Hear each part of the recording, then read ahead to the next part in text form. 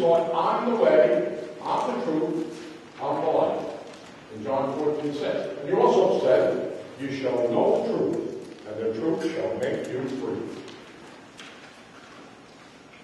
Now the power of Jesus' truth, and you're going to see some of the manifestations of it. What did it do? One of the first things it did, thanks to the Puritans, it gave us the miracle of democracy. It gave us the miracle of America.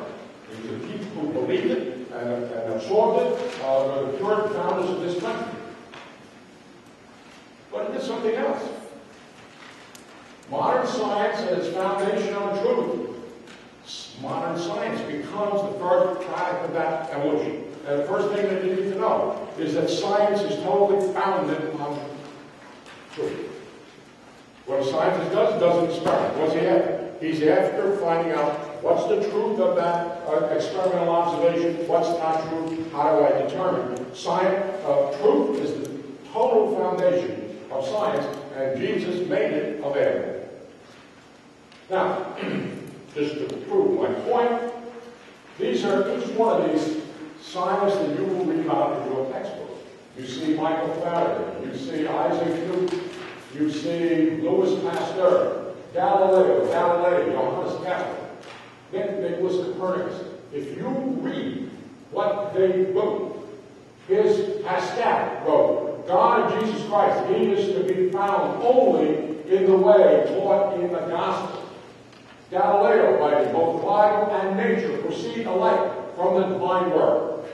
And what's important for you to realize is the reason that these men exploded with this inspiration, and they are the founders of science. I'm not telling you about accidental occurrences. These are the founders. And they exploded science because they had access to the Bible and pay attention to the fact that everything else had existed for 1,500 years before, between the time of Jesus and the time of the Good Bible, and nobody did any science.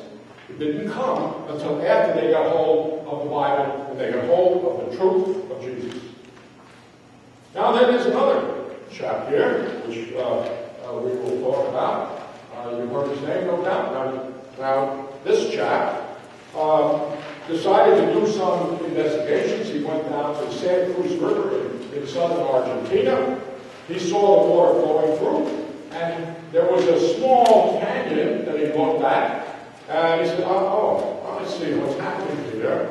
The water is making the canyon, and it's depositing 1 grain of sand at a time over zillions of years.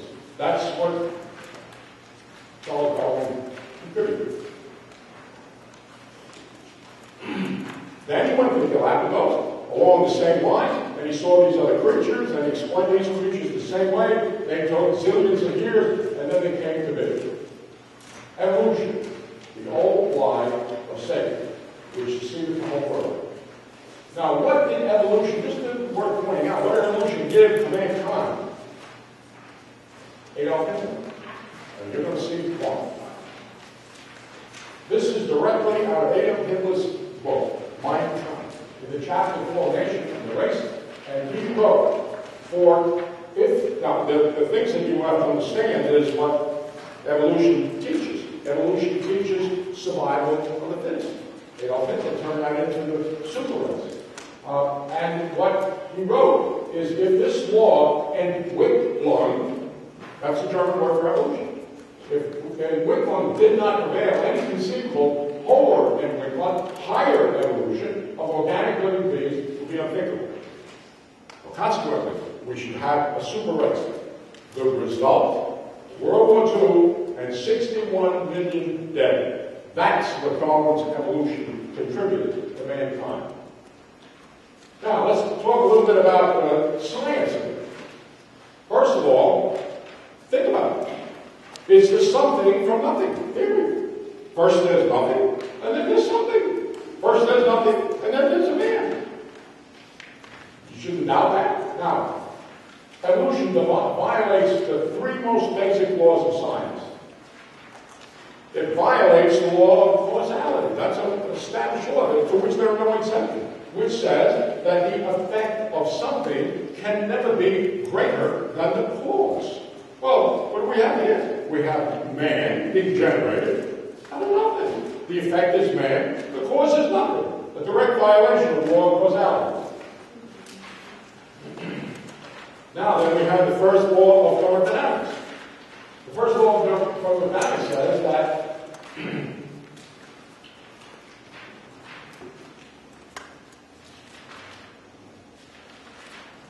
now that's God's law of conservation. After God made the universe, and after he made the stars and the planets, he established the first law of thermodynamics, which says that energy or matter, what I made, will never be created nor destroyed. It will be stable indefinitely. That's the first law of thermodynamics.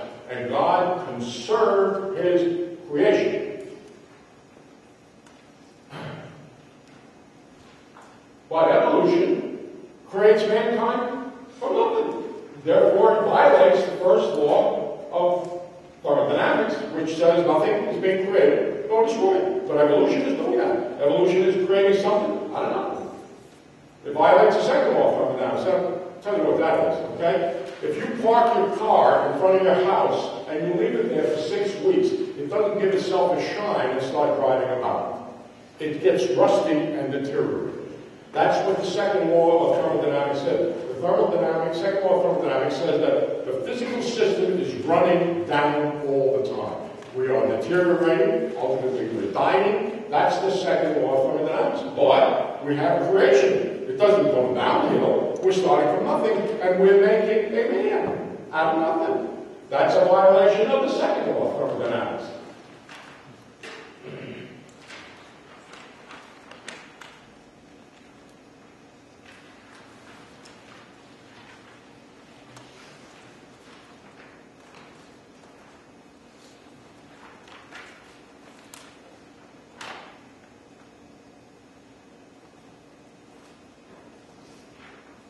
This is the second law, by the way. It's the law of entropy. That's just the equation for it. Delta E equals delta H minus delta F over T.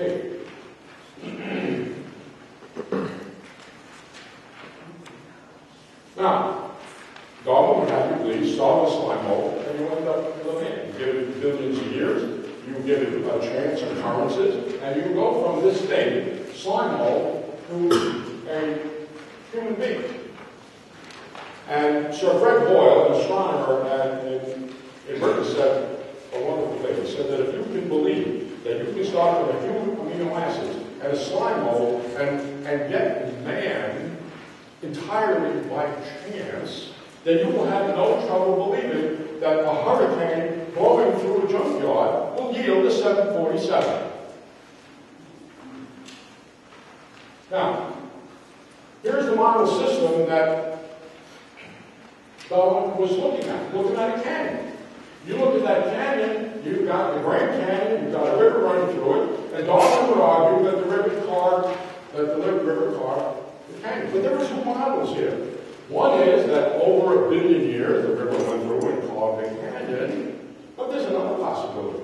And that slow process you can refer to as the model of uniform and very slowly taking place over a long period of time. But one other possibility is you could have a catastrophe. You could have an explosion. And in a matter of hours it could create that canyon. That is the model of catastrophism. And therefore the prospect of a young Earth. Now Steve Austin is a professor of geology. He's a geologist, and he went to Mount St. Helens at the time of the explosion. There's Mount St. Helens before what Mount St. Helens did. This is Steve at Mount St. Helens after the explosion of Mount St. Helens, and you see all of a sudden there's a river running through it that just came out of nowhere. It came out of the explosion of Mount St. Helens. And there are the photographs of Mount St. Helens while Steve was there taking pictures. And this is the dome that was left after the explosion. And this is the river that was created by the explosion in a matter of hours. Just in a matter of hours. Not one grain of sand at a time, like Charles Darwin would like to have you believe, but almost instantaneous. And sedimentary rock. Now, Darwin argued that if you have sedimentary rock, it had to be put there one grain of sand at a time, laying on top of the other grains. Well, lo and behold, you have the same layers right here, 26 feet of them, produced by the explosion in a matter of hours. Not one grain of sand over 1 billion years. And this is that material right here. It's called pyroclastic because Darwin assumed that you had to start with a grain of sand. But in fact, what happened here was you had volcanic material, igneous rock, violent rock, and these big rocks broke down and formed by what they call a pyroclastic process. Formed these little grains that one at a time made it look exactly like Darwin would like it to believe, that it took 1 million or 1 billion or 2 billion, whatever he feels like saying. And that's the sedimentary rock that was all produced by a violent explosion from a volcano. Now, what about the origin of man himself? All by chance. Now, you'll see this in every teaching book that you look at. I'm sure you've seen it before. It's how we came from money, how we came from an orangutan. But I'm going to show you some problems with that. First of all, you have to start off with an orangutan walking on his knuckles, and you got to be able to stand up and walk upright permanently. Well, first problem: the human being has a non-opposable toe. The monkey has a toe that opposes itself like the thumb on your hand. Well, you're going to have to get rid of that if you want to be a human being. The human toe is not opposable. Second problem. The chimpanzee's pelvis is tilted at 30 degrees, but he's got to end up 90 degrees in order to walk upright. The human pelvis tilts at 60 degrees, and then in addition, the lumbar spine does another curve so that the human is able to walk upright at a full 90-degree angle. So you've got to go for a chin who can only do 30 degrees and walk on his knuckles, and you've got to get 60 degrees, and you've got to go ahead and turn your spine with a curvature upright called the lumbar curve. And here's the picture of it. Now that's the chimp there. That's his pelvis there. It just doesn't cut it. Here's what the human pelvis is able to do. This is what the chimp pelvis is able to do. It's too long. You can't make the rotation. The chimp has to go through all these changes so he can walk upright. Now, and the biggest challenge of all is that this chimp has got a real hurdle to overcome. Because you'll notice that the chimp's skull is no higher than his eyeballs. It's absolutely level with his eyeballs. If you look at the human skull, the skull goes way beyond eyeballs. As a matter of fact, when you measure the number of cc's of brain, the human has 1,200 cc's of brain. The chimpanzee has only 400 cc's of brain. The gorilla has only 400 cc's of brain. And the orangutan only has 400 cc's of brain. And we're supposed to come from them. Well, you got to find some, let's have some evidence. Let's have some proof that we came from the orangutan. What's the available proof? Go to the fossils. Look at the fossils. Is there any evidence of intermediate life forms going from a chimpanzee to a human? Is there a fossil lying around who, instead of having 400 cc's, has 800 cc's, or 1,000 cc's, or 600 cc's? Answer, absolutely not. The evolutionists have been looking for these intermediate links, these middle links, for 100 years, and haven't. You've heard it said over and over again. The missing links. They're missing for a very simple reason. They don't exist. Now, the fossil record has been extensively established now, and the evidence that keeps coming out, and the key words for you to know, is there are no intermediate life forms making these linkages. They don't exist. And we now have a massive amount of data supporting